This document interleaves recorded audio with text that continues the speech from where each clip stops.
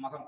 இந்த மகம் நட்சத்திரம் வந்த அதே நாள்ல குறிப்பா நம்ம குடும்பத்தில் உள்ள எல்லோருமே ஒரு புண்ணிய நதிகள்லயோ அல்லது ஒரு கடல் நீரிலோ கல் உப்பு போட்ட ஒரு நீரிலையோ காலையில ஒரு 7:50க்குள்ள ஸ்நானம் பண்ணிட்டு அன்றைய நாளில் சூரிய பகவானை நோக்கி உங்களுடைய வேண்டுதலை சொல்லிட்டு அன்றைய நாளில் முடிந்த வரையில் ஒரு குடும்பத்தில் உள்ள 2-3 நபர்களுக்கு மேல் குலதெய்வம் கோயில், ஒரு குழந்தை, மனைவி, எல்லா ஒரு குடும்பமா இருக்கீங்கன்னா எல்லாருமே வந்துட்டு அந்த நாள்ல வந்து குலதெய்வம் கோயில் போயிட்டு ஒரு கோயில் பிரகாரம் சுத்தி வர்றது, குலதெய்வம் கோயில்ல ஒரு 30லிருந்து ஒரு 40 நிமிடம் அமர்ந்திருப்பது, இது போன்ற விஷயங்கள் பண்ணும் பொழுதும் அந்த குலதெய்வத்தினுடைய முழுமையான அருள் அப்படிங்கிறது உங்களுக்கு கட்டாயமா கிடைக்கும்.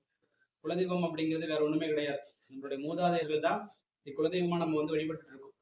நம்மளுடைய மூதாதையர்கள் பாதம் பட்ட இடங்கள், நமக்கு முன்னாடி வந்து ஒரு தலைமுறை இருந்திருக்கும், அதுக்கு முன்னாடி ஒரு தலைமுறை இருந்திருக்கும். எல்லாரும் நம்ம வம்சமே வந்து பாத்தீங்கன்னா அந்த இடத்துல வந்து நடமாடி இருப்பாங்க.